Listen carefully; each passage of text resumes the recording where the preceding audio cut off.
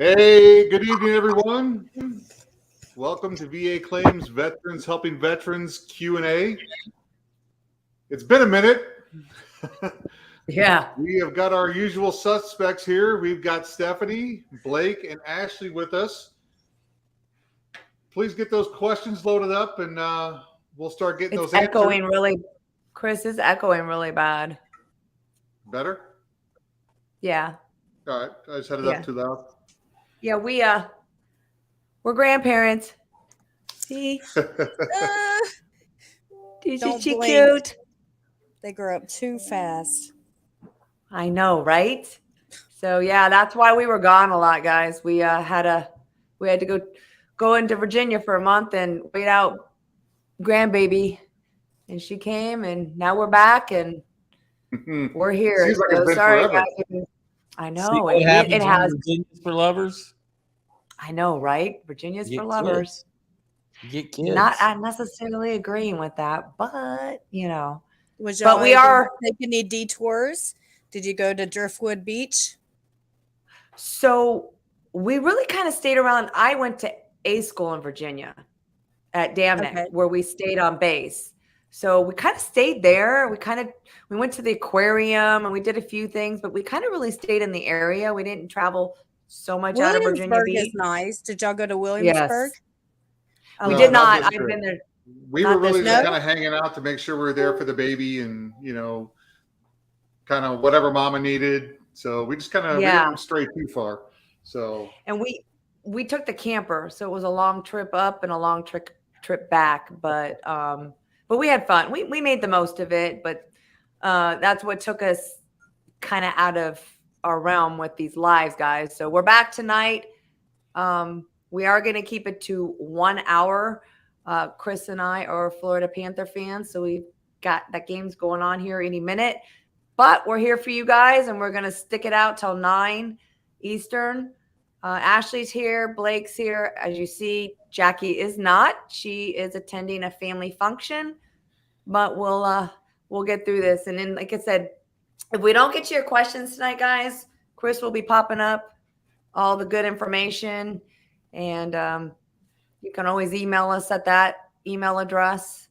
And what are some of the other things, Chris, we normally do? The YouTube and well, yeah, I mean, we got our Facebook group. There's a lot of information in there, obviously. We always do the chats with PMs or whatever. The email is good. If we don't answer your question or we didn't get to it or we need more information, definitely email us. Hit up that YouTube channel. Subscribe. Yes. And, yeah, we're almost at 2,000 subs, but we need watch hours on our videos too, so that helps. But so let's go ahead and get out the disclaimer stuff, and we'll get on with this. Okay, let me get myself situated on my butt pillow. All right, guys, let me just add this real quick. I'm going to do this disclaimer. So VA Claims, Veterans Helping Veterans. It's not an accredited agent. We're not a VSO. We're not attorneys. We're not entities recognized by the Department of Veterans Affairs. And we're not affiliated with the VA in any way. We do not assist veterans with preparation, presentation, and prosecution of the VA disability claims for VA benefits. This Q&A is solely for guidance purposes and should not be considered medical or legal advice. So basically, we are here, guys, just to, as veterans ourselves, to help you guys and answer questions that you have. And like I said, we're going to be here for an hour or so, or less. If we don't have any questions, then we will bounce. But you know, these are fun to play with. Huh? These are fun to play with. What are are you playing around with? I saw us in the 3-1. I like that. Go back to that 3-1. Oh, I got to be removed. Hold on, Daniel. What do you got? Give us something real quick. He's got. He wants to share something. Oh, please tell me. Please, I'm dying to know. This is the appeals that I've been helping them for a long time. And I know he was a long time waiting. He was the one that went to the judge and he never got the CMP exams. I told him he needed to tell him to get the CMP exams. And so he recently got a remand, and I told him that's good news that he's going to get rated. He's not rated yet. So I'm really anticipating this. Like, I'm hoping that's what he got. Like, I just want to share some good news. You can't keep us holding on here. Yeah, got to type Daniel. Type faster, Daniel. Type faster, please. What was Not his rating claim yet. Just for? still waiting for that. Oh, So he had knees, back. He had all kinds of not rating yet. Just still waiting for that. Okay, all right. So that's I was really hoping Jackie was going to be on today because I was wondering with my back, can it be rated up higher to my neck? Ask Blake. Well, Blake's the thing about the house Yep. of cards, right? Yeah. all right. So Well, we got a question here, so let's get into that, and then. well, she had a question too. We've only got one waiting. No. All right, go ahead. All right, so this is from Christelda Garrett. So good night, all. My civilian orthopedic doctor requested knee braces for me. Since I am service connected for my left, my right is also unstable. Can I do an increase? Sure. I would say to do something separate for your right. Well, first of all, the knee braces, since I'm service connected for my left, my right is. So are you yes, you can file for an increase to your left, but if your right is if you're compensating, you should file that as a secondary to your left. And 3, if you're wearing a brace for a service connected disability, you should be qualifying for clothing allowance. Only if it's a metal brace that there's also the neoprene. They won't tear up clothes. Yeah. So, I mean, you can definitely file for the increase to the knee.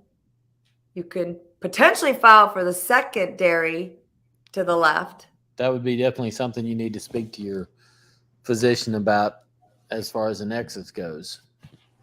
Yes. And that's what I was about to say. They would need a nexus with it being the. And you know, Blake, I've seen knee braces that are Velcro actually get approved because they kind of. Well, there's a slip-on one also that doesn't even Velcro. It's just goes all the way. It's just a tube. That's Carol Ann. Okay, so yeah, I've worked a lot with Carol Ann in the too. So yeah, I mean, definitely, I would definitely do the increase, and we could talk again. I know the one day she tried to call me, but I was super busy. But give me a call again, and we could talk about it as well. But yes, definitely, you could file for an increase if you can prove per the CFR that it's gotten worse. 2, look into potentially filing the right secondary to the left. And 3, potentially look at the clothing allowance, which I have a great video out there, guys. If you're not aware of it, clothing allowance is by August 1st.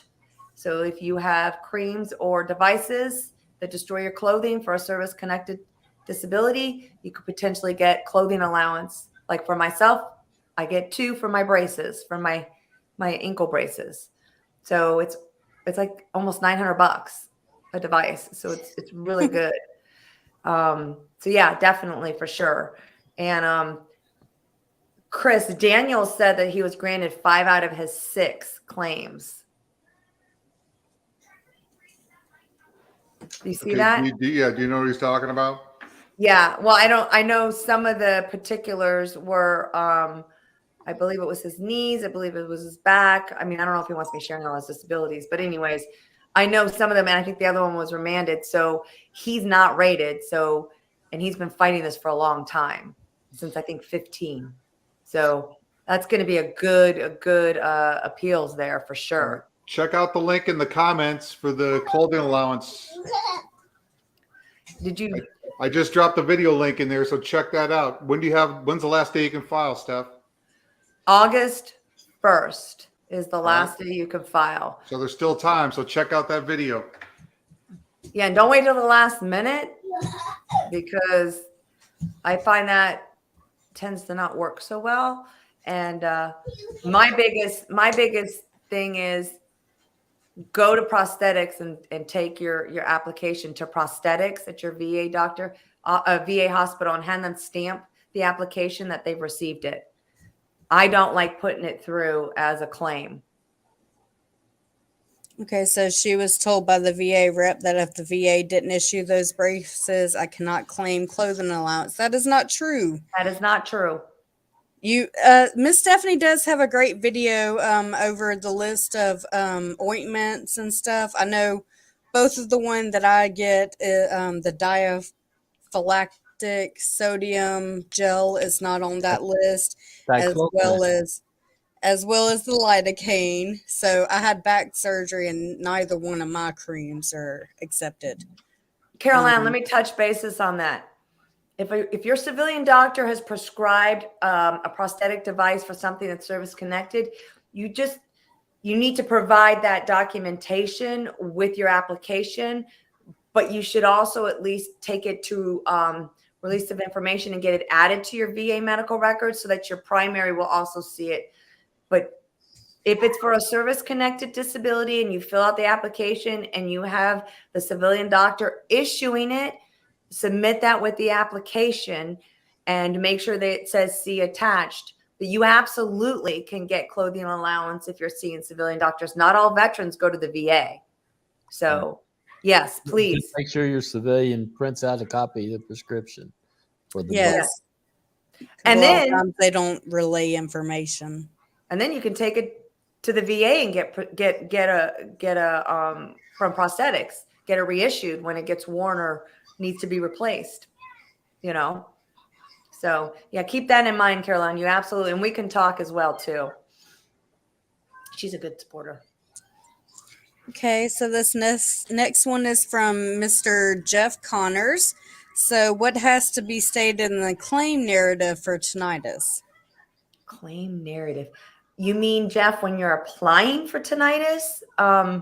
What are your I'm going to let Blake touch on that medically, but go ahead, Blake. Well, you have to prove that you have it, first of all, and that's not an existing test. That is saying that you have it.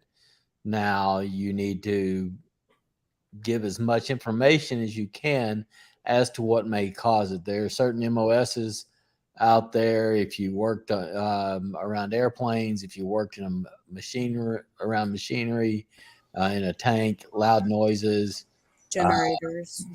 Generators, anything like that, those things will help support your claim. We also have a spreadsheet in the group. I am probably one of the only veterans out there with tinnitus that ever got denied it. No, you're not. Me, I was denied, and I worked with generator mechanics. I was a 92 Yankee. I was in a medical clinic the whole time, and Me too. And the time I was in, I went to the range maybe 4 times, so it wasn't like I was exposed to loud noises. But Jeff, for your claim, you said yes. So where you want to put in the narrative is you want to state your MOS, what your job title was, what you did. I would highly look at the Excel spreadsheet that's in the file section that we have for high probability noise exposure, because that will tell you if that particular job that you did in the military was high probability. And then just explain, you don't have to be you don't have to go in great length on the claim, because you're still going to go to an exam. I hope you are filing for hearing loss. I don't care whether you get it or not. You should be filing for tinnitus and hearing loss, and let the VA determine if you have hearing loss or not due to service. That way you go to the exam at the same time for hearing and tinnitus, and then you'll have the hearing test, and then you can talk to the examiner about the ringing in your ears. So now there is a difference. Yep. Okay. Yeah, for hearing loss and tinnitus. Yes, ma'am. Because I went for tinnitus, but my MOS, I was a 68 Juliet, which is medical logistics, 92 Yankee, which is unit supply. But I worked firsthand with generator mechanics, and I was denied. So hearing loss and tinnitus, I always find go hand in hand. You should always file for them, both of them.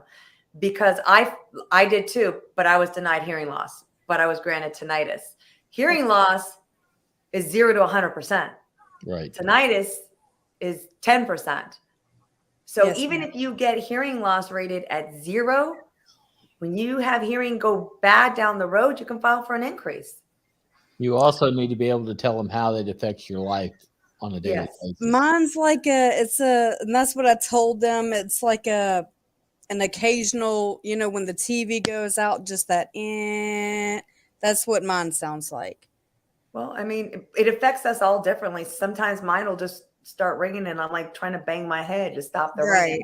Right. But yes, Jeff, if you haven't filed for hearing loss, I would file for hearing loss and tinnitus. And as Blake said, additionally, how it affects you, your life. And you'll go to the exam as well. So, yeah. What? He said what? Yeah, he says LOL. sometimes they go together anyway. Well, he said what? Like you can't hear. All right, next question. Okay, so this is from Kevin, Mr. Trotter. So I filed for a higher level review about 6 weeks ago. How does the HLR process take, in your opinion, 90% bilateral eye disease? So HLR is a higher level review with no evidence, no additional new evidence. They're basically looking at the same claim that was denied to make sure there were no errors. What they find commonly in an HLR is duty to assist errors.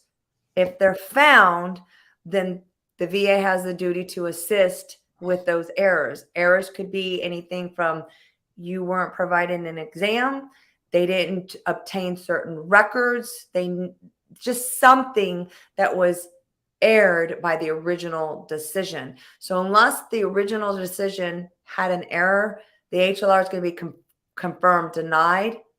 And then your choice at that point would be a supplemental or going to the judge.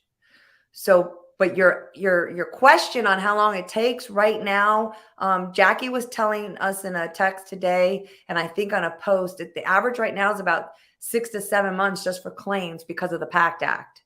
So claims have kind of gone back up there with a little bit of wait. But appeals is a completely different thing because appeals go a different route than the claims. But the HLR is, I believe, reviewed by the same RO. And so, I mean, they used to say 125 days, but I wouldn't hold my breath on that. Blake, do you have anything to add to that one? No.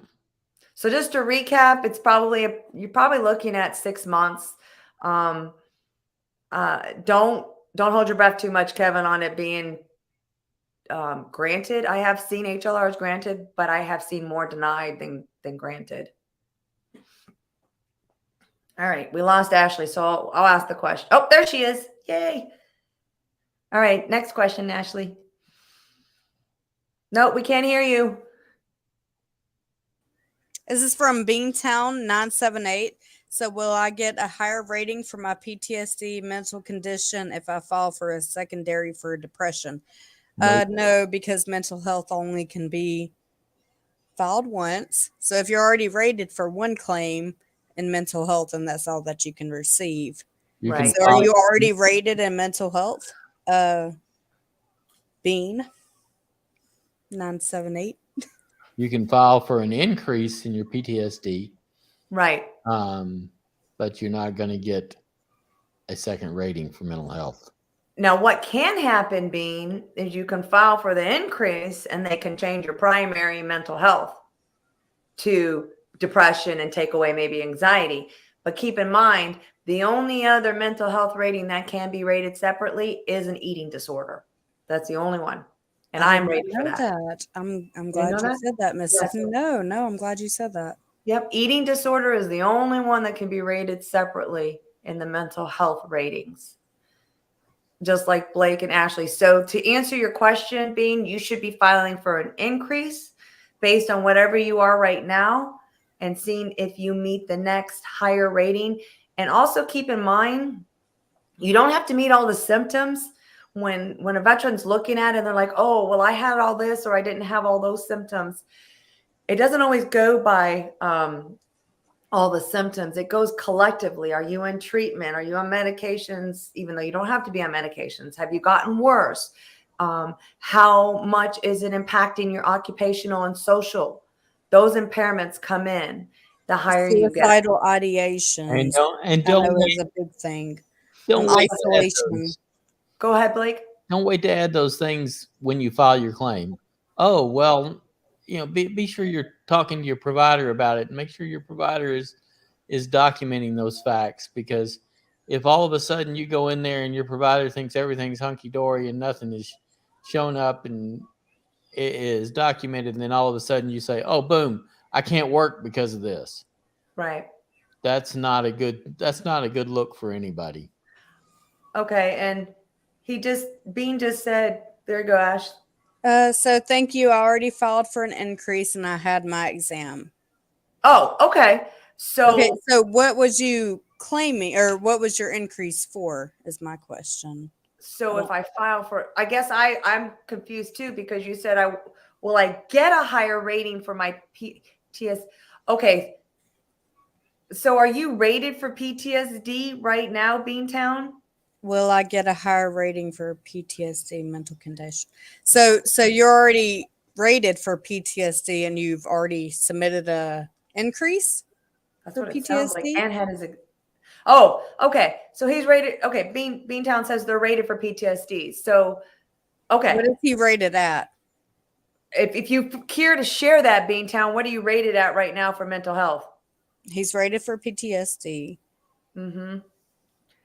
Because that will kind of give us a little bit. I tell everybody don't poke that bear, because I was at 70% and y'all seen me. I went down to 50% and then I just got reawarded back. Oh, he's at 30%.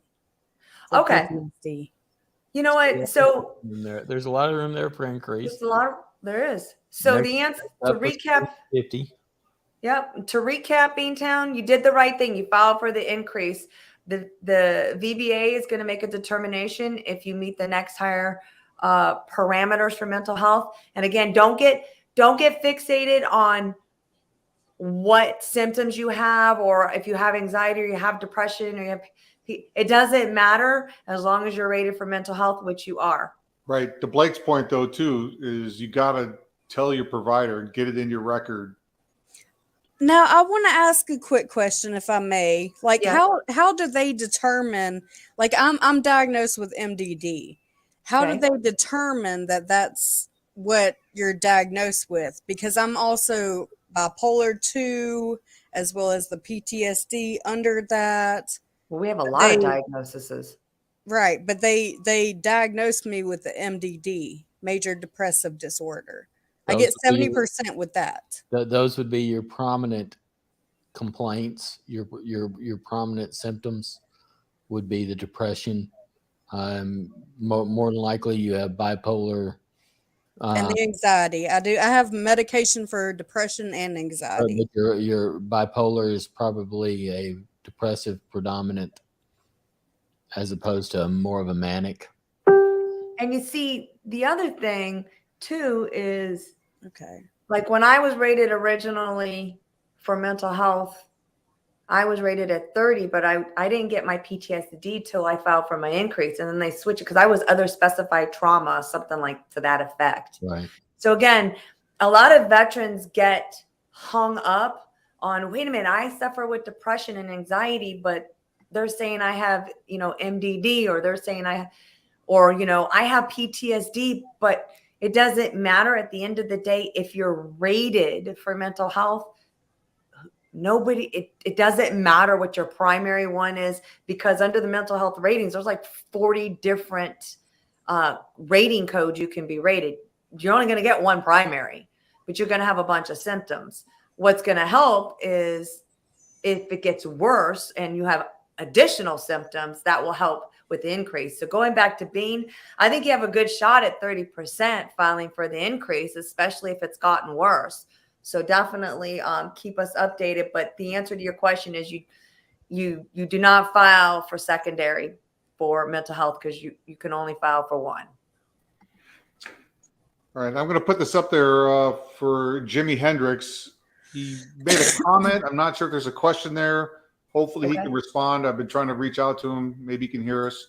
But this is what he has Okay, to so say. this was from Mr. Jimmy Hendricks. I just saw my primary at the VA today, and I told her I am not sleeping and having anxiety and depression. I am service connected with tinnitus. She prescribed medication for sleep and depression. I just saw my primary at the VA today. So, if you're, my advice is, if you're not already rated with mental health, and if she's prescribed you medication for your depression, then I would submit a claim for your depression. I would also ask to see mental health for a normal diagnosis rather than just from your primary. Get in, talk to them about it. Then you'll need to, if you're not rated for mental health, you'll need to figure out exactly how you're going to link it to either a service-connected the service-connected disability, whether it's tinnitus or whatever, or possibly an event. Depends on how long you've been out of service, all that good stuff. Anything, a lot of your MOS, any deployments you went on. Well, a lot of veterans do get mental health secondary. And again, so long as you don't have a primary mental health, a lot of veterans get mental health secondary to their service-connected disability that's causing mental anguish, chronic pain. But like Blake said, you got to go to your doctor. You've got to start seeking out mental health and find out, is it like, let's say you're, It's not always about getting compensation. It's about getting treated. Right. And getting diagnosed correctly so that, and once those things are in place, then the compensation and will fall into place much easier than trying to go for the compensation and then trying to get the diagnosis. Well, and a lot of times we see on the group is, hey, I just saw the doctor and they told me I have this. How do I claim it? Well, first of all, how do you even know it's related to service, or how do you even know it's related to a condition? What if you just have something because you have it? Well, see, like me, for instance, I didn't submit any claims until I got out of active duty. So I didn't submit any claims until 7 years later. I got out of active duty in 2014. I started receiving benefits in 2021. So it's all about what you can prove. Did you go see a psychiatrist, a therapist, or psychologist while you was in service? Did you have any, was you med boarded, or was you on any profiles? Right. But I mean, again, so many people think as soon as, they got something wrong with them, they automatically assume it's due to service, or that it's due to, like we see all the time, sleep apnea. Right. Like, God, how many posts we get a day for that? It's like. But I also think a lot of veterans was like me, they procrastinate. I procrastinated for years and years and years, and when I finally decided to file, I did everything myself, and I was awarded by the grace of God. Every case is different, but I got 90%, Right. and it was all about what I could prove when I was Right. in my, time in service. I only did 3 years active, 4 years reserve. Right. But what could I prove in that, especially active time? What could I prove in that active time that affects me now? How does it affect me now? I don't have social relationships. I can barely lift anything. I've had back surgery, after surgery. And that's the biggest thing is what affects you now? How does it affect you now? Right. But again, we get a lot of the, they want to put the cart before the horse, and a lot of veterans want to rush, and just going into the news feed here, I see that Tim S., I don't know if Kevin's still on, but he said that his HLR took 7 months. So I kind of hit that on the head. It's about 6 to 7 months. But again, I'm I'm not a fan of HLRs. Every HLR I had was freaking denied, but that's just me. And I had to go on. I never went supplemental. I just went straight to the judge. But, you know, and I think I remember Kevin because he's asked that question before about his eyes too. So I don't know if anybody we're going to stay on, but if there's no other questions, we are going to bounce. We all have lives and stuff, but we're here for you guys. But if there's not going to be any other questions from anybody, if we, you know, then this might be a short night for us, which will be the first time in a while. You know, normally, there's one thing I'd like to hit on that yeah, we see constantly in the group is how long, how long, how long. yeah, No one can tell you. Every claim is an individual claim. Every issue is an individual issue. It all depends on how much information that you have provided them, how much evidence you've provided them. If you are filing a claim because you think it's a quick financial fix for what you need, you are sadly mistaken. A claim can take anywhere from 3 weeks to 3 years. So do not count on the money being in your bank account in a month. It also depends how many claims you file at once too. It does. You know, or if you're a serial claimer, meaning I put in 3 this week and, you know, in a month and a half, I'm going to put in another one. And then, you know, 3 months later, I'm going to put, because that just bogs down the machinery and bogs down, particularly for your claims. Well, and I get messaged a lot during private messaging of people asking questions and how, you know, file this, and especially when it comes to like the digestive system, when it comes to IBS and it comes to GERD or it comes to sleep apnea and asthma, there's permitting and there's restrictions and there's, you know, where you can't be rated for both. So it's also good to do research and understand. If you could just research and understand the CFR, and if you can research the M21-1 and you do your own research, just Chris, pop that up, the ITF video. If you haven't watched the ITF video, it's a very quick video. That's the form. I don't know if you have the actual link, Chris, but we have an intent to file video. Just put the ITF out there. You've got a year. I know it's hard, like Blake said, you want it now, you want answers now, but give it a year. And I gave mine 2. grow your ITF. My intent to file. I've resubmitted my intent to file, and I ended up getting a back pay of $26,000. Well, you can only have one ITF at a time, but again. But once my year was up, right, then I had resubmitted another ITF for the same claim. Right, but submit the ITF, go develop your claims, and then submit all at once. The other thing too is where people have an ITF and then they go and open another. You can't have 2 ITFs. You can only have 1 ITF. So it's, you know, it's a lot of learning, and that's what the group is for, especially the Facebook group. We get it. People are asking questions. They don't understand things, and that's fine. But some of them are just so redundant, you know, and then especially the sleep apnea. I get to ask like probably 10 times a day to be posted.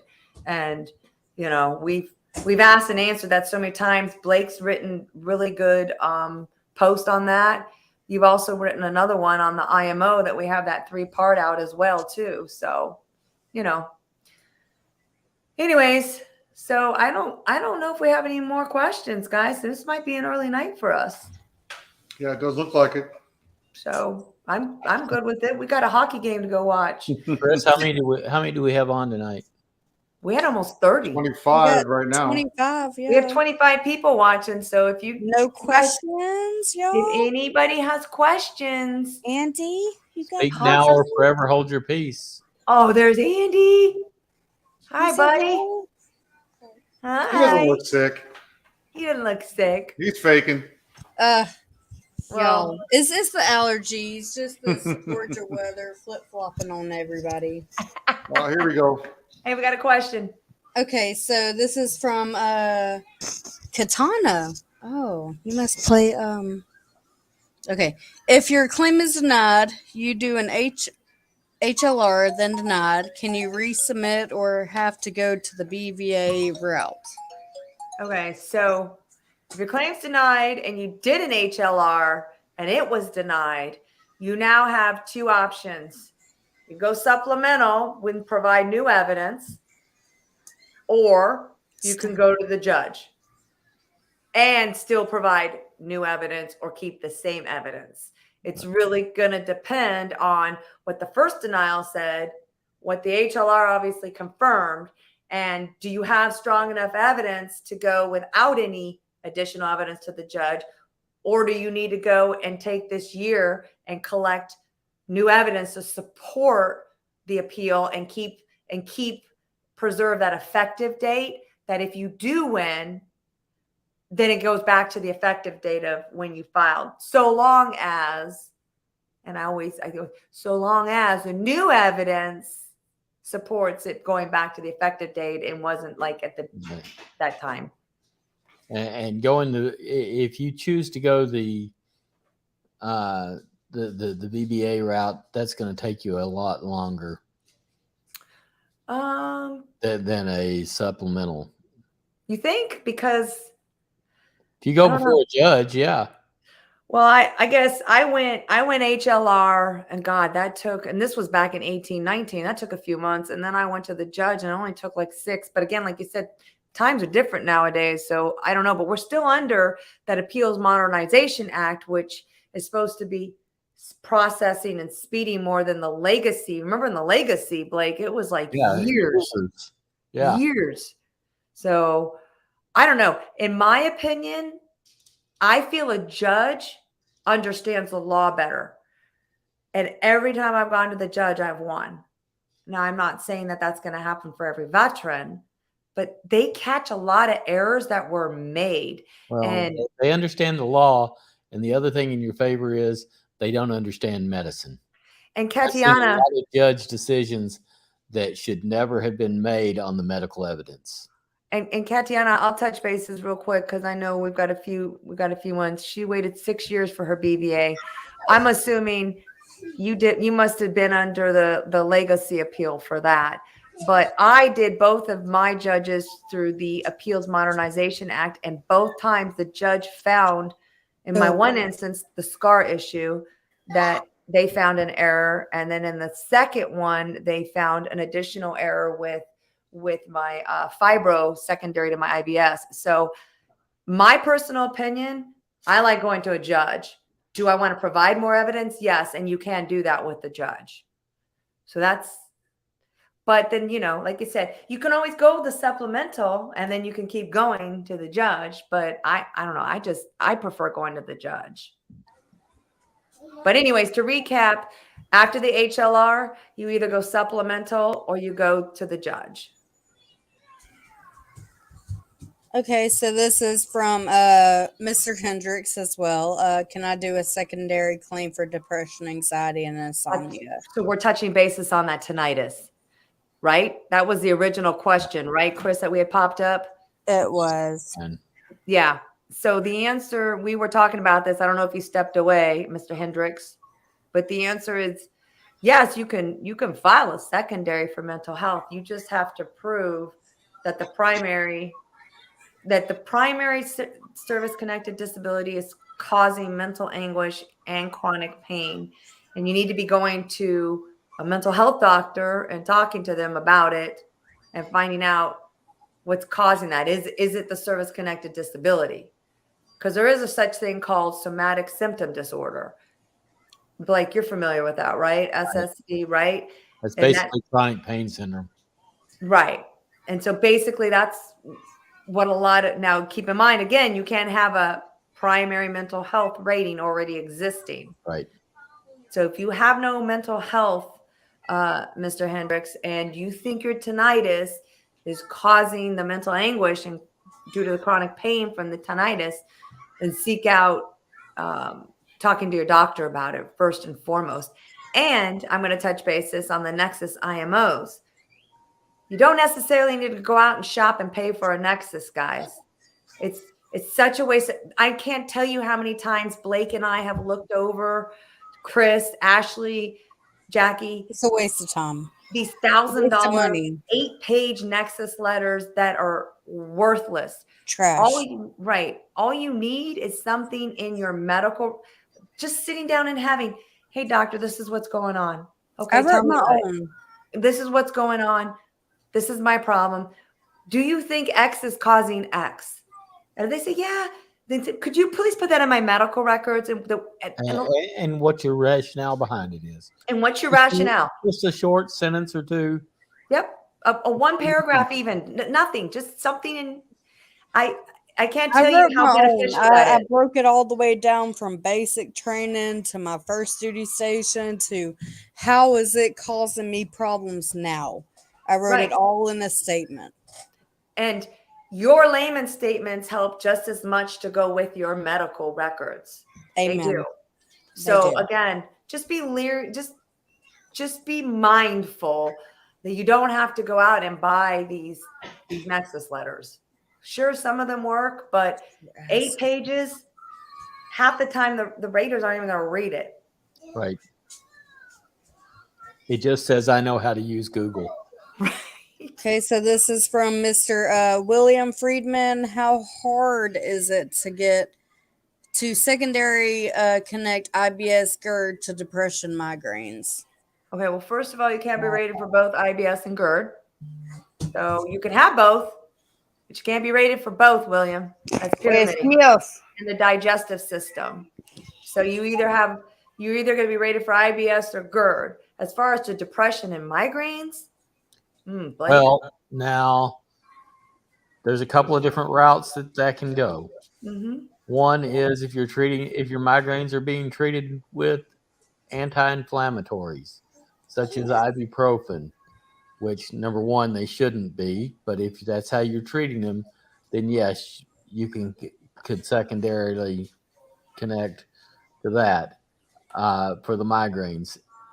If your depression medications, or if there is an element of anxiety in with your depression, then yes, you could probably secondary connect the reflux or the irritable bowel to that.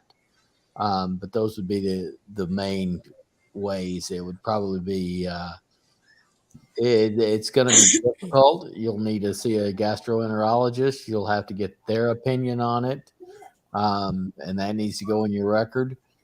But is it unheard of? No. And IBS and GERD are obviously two different things. You've got the upper and you've got the lower. So my first question to you would be, William, are you actually diagnosed right now with IBS, and are you diagnosed with GERD? That's step number one. So if you got those diagnoses, okay, great. What's causing them? That's where you got to go from there. And again, you can only be rated for one. IBS maxes out at 30, GERD maxes out at 60. Right. So depending on which one, like I have IBS maxed out at 30. Could I go for GERD? Sure. But then I'd have to go to 60. And there's no reason for me to file for that. So just to recap, William, you can have both. You can't be rated for both, but you need to be diagnosed with both first and then find out the causation, as Blake was saying. But it is definitely plausible. All right, we got Katana 370 again. Oh, is Ashley, you still here? I am. I'm okay. cutting out my child at the same time. I didn't want the audience to hear. So, is a new lay statement considered new evidence for a supplemental? Sure. This is from Ms. Katana. It is. What I've been seeing a lot in decisions, Katana, is people are just submitting layman statements without any additional, and it's not holding a lot of weight on an appeal. It is good to have a layman statement, but if you're just submitting a new layman statement, it's a 50-50. I mean, under a supplemental, you really need to have some substantial evidence, since it's already been denied, to kind of really give the VBA, all right, wait, okay. Because while our statements alone, I mean, I think they're valuable. A lot of times in the denials, I see that the layman statement doesn't hold as much probative weight. Now, Right. could it get you another exam? Yeah. Potentially, especially if you ask for one, Katana, in the layman statement and say like, oh, the first exam was inadequate because of this. I saw these errors. Like if you reviewed it, you know. Well, and not saying that anybody in this group would do this, but if you're going to go out there and pay $1,500 for a Nexus statement, I could pay Joe Blow off the street a couple of $100 to write a statement that says he knew me when, and this is what happened. Right. So the answer is, yeah, you can submit a layman statement for a supplemental.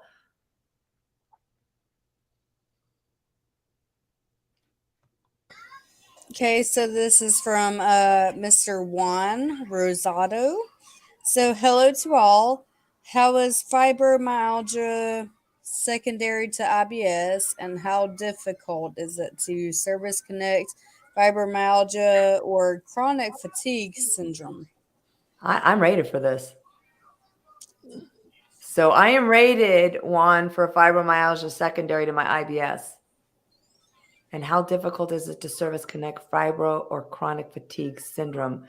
Well, those are two separate questions, but the answer to the first one, fibromyalgia secondary to IBS, was very difficult because I filed for IBS and PTSD by fibromyalgia because they all share, and Blake can touch on the medical portion. They all share a lot of symptoms.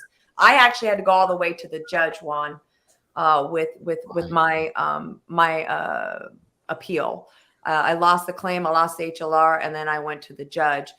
And it really is a good read. If you pop that up, Chris, our email, if you want to email me, Juan, at my email, I'll send you a redacted decision of it. It's a pretty good read, but it can be done. it's tough. Yeah, there's a 5% chance of it getting through that way. Yeah. But as far as fibromyalgia or chronic fatigue, if you need, first of all, you need one of the diagnoses. And then second of all, then you need to find out or figure out how you're going to secondary connect it to an existing diagnosis. Well, the other thing is, Juan, were you in any of the presumptive areas? Because if you were in either where the presumptive areas, chronic fatigue is a presumptive, and so is fibromyalgia, the undiagnosed. Yeah, that mutiny.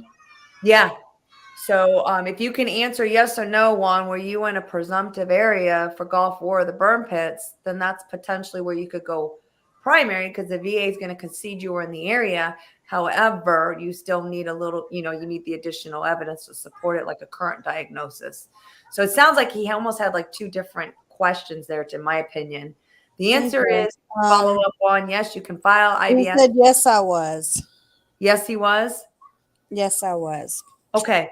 So if you were in presumptive areas, then you need to be considering filing that way. Right. For the that's a much easier grant. So Juan, yes or no, I'm assuming you are rated for IBS, which would fall under the functional gastro presumptive. But thank you, Chris, for putting that up. But if you were in those areas, and you need to investigate on filing those as primary due to presumptive. So that's a much easier route, Juan, to go. Video again is in the comments for that. We have a great video on the presumptive illnesses. Yeah, and Juan, there's another one. Once you watch that one, there's one on the PACT Act too that added additional presumptive illnesses. Yeah. In case you're not aware of any of the new ones that got put out there. And the PACT Act has also created the ability for a lot of veterans to file for things they didn't know, like the asthma, rhinitis, and sinusitis. They did away with the 10-year cap from leaving service. So if you have rhinitis, sinusitis, or what's the other one? Asthma, and it's been over 10 years since you've been out, that 10 years was lifted due to the PACT Act. So you can file for those too. So there's 2 great videos out there, one to look out, the one that Chris just put there, and then the other one about the PACT Act. I think do we have another question, Chris? We do. Guy on the couch. Yeah. Guy on the couch. Guy Oh, on the couch. So would Oh my God. something Yes, esophagitis. 'Cause that's- okay get esophagus. combined with IBS if granted, or would that be a separate rating? It would not be separate. Eosinophilic esophagitis and gastroesophageal reflux. Is GERD. Well, they're similar. They have different causation. Yeah. One is the eosinophilic is allergy driven.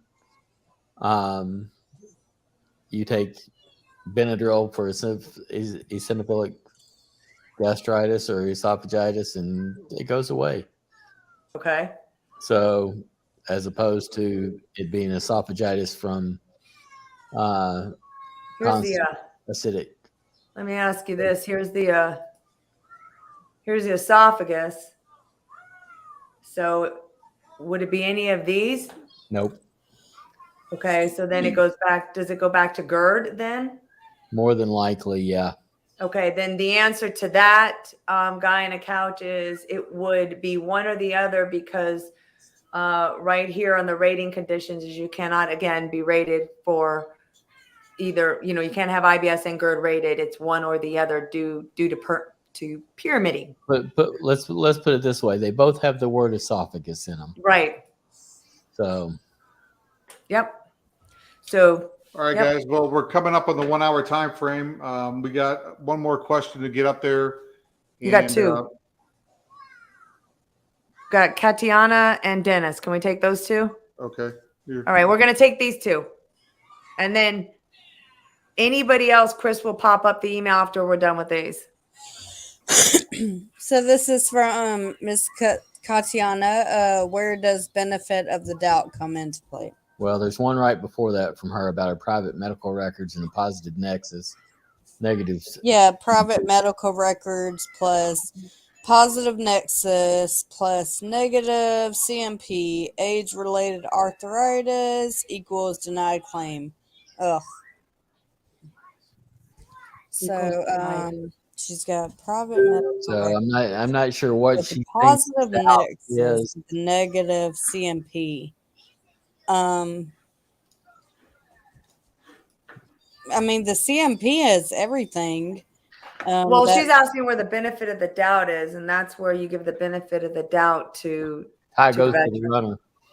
Right, and that's usually the 50-50. So really, Katiana, without seeing it, I'll tell you what, Chris, pop up our email. Yeah. Send us what you're talking about, Katiana, regarding your denial. Redact your personal. This is my friend that added me on Facebook. Redact your personal information.